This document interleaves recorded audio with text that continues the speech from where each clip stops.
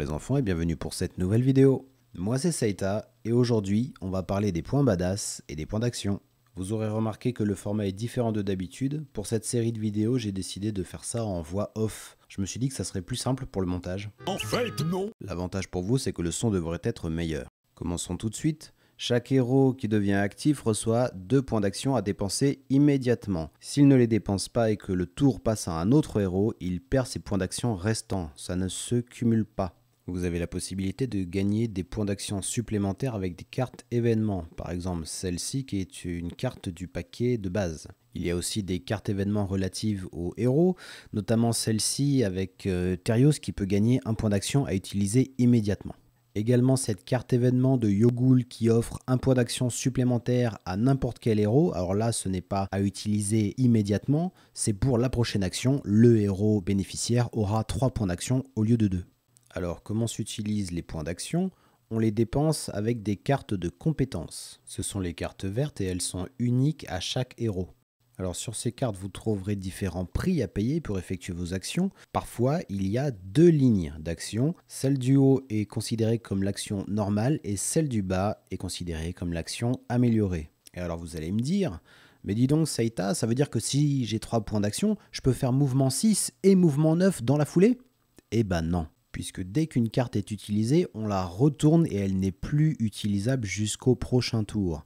Donc là, on peut faire par exemple mouvement 9 et charge 4, pourquoi pas. Il existe cette carte événement de Urzag qui permet au prochain héros qui attaque d'effectuer une attaque améliorée pour le coût d'une attaque normale. Par exemple, imaginons que quelqu'un pioche cette carte et que le prochain héros à jouer soit Tala, elle pourra faire un mouvement 7 et une attaque améliorée, donc elle c'est attaque plus brutalité, pour seulement 2 points d'action.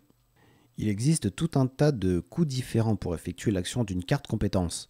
Certaines demandent 1 ou 2 points d'action, d'autres demandent 1 ou plusieurs points badass, d'autres encore vous demandent à la fois des points d'action et des points badass.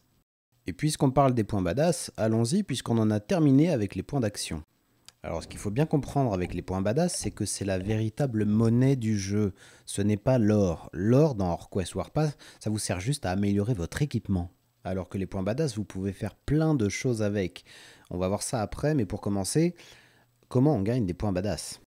Eh bien, la méthode principale, c'est de tuer des ennemis. Et oui, en bas à droite de leur fiche, vous trouverez le nombre de points qu'ils rapportent. Attention, les paysans rapportent 0. À savoir que si vous tuez un ennemi en une seule attaque, vous gagnez un point badass supplémentaire. Et si vous avez l'amélioration bénie, ce n'est pas 1 mais bien 2 points badass supplémentaires que vous gagnez si vous tuez un ennemi en une seule attaque.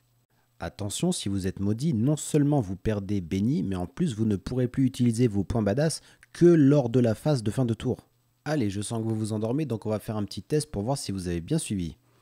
Alors, sachant que Horus est béni et qu'il tue le paysan d'un seul coup, qu'il a un ongle incarné au pied droit, mais qu'il s'est levé du pied gauche. Mais quel rapport ? Chut, c'est un piège. Sachant que les fesses de Tala sont dans son champ de vision, combien Valken, qui est maudit, gagne-t-il de points badass pour cette action ?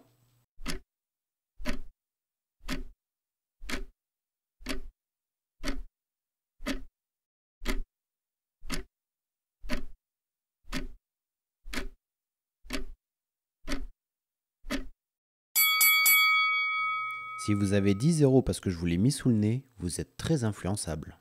La seule chose importante dans cette action, c'est que Horus a tué le paysan en un coup en étant béni. Alors certes, le paysan rapporte 0 de base, mais tuer un ennemi en un coup en étant béni, ça rapporte 2 points bonus.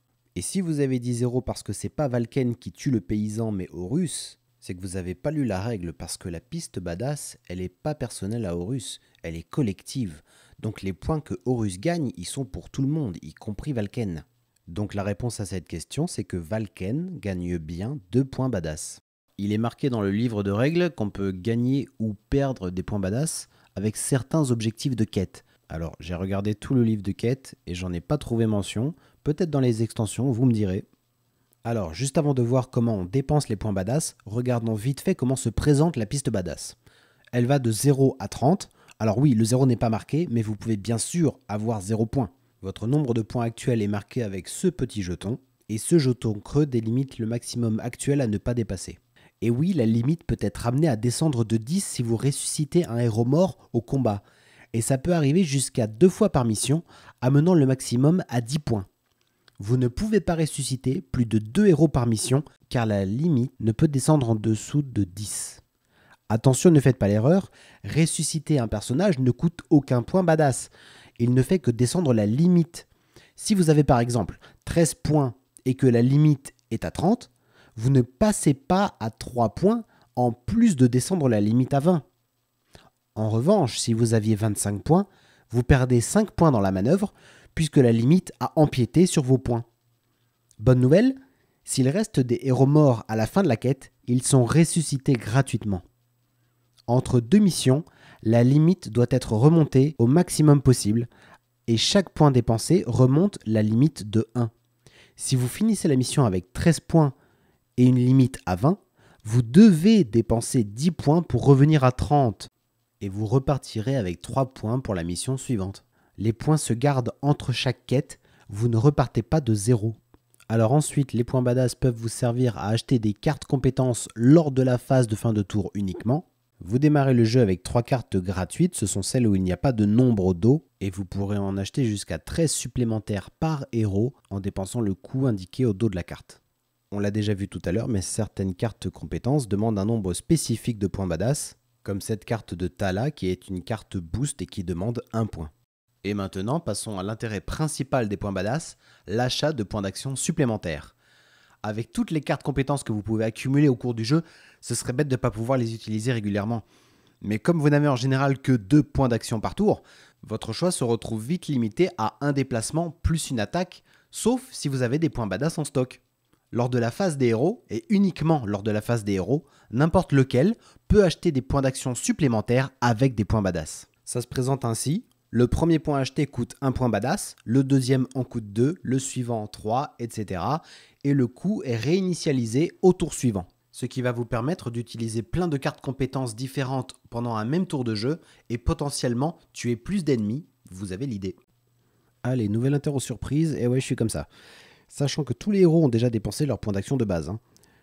Sachant que Urzag a déjà acheté un point d'action supplémentaire, combien Tala, qui souhaite effectuer son attaque améliorée, doit-elle dépenser de points badass pour effectuer cette action?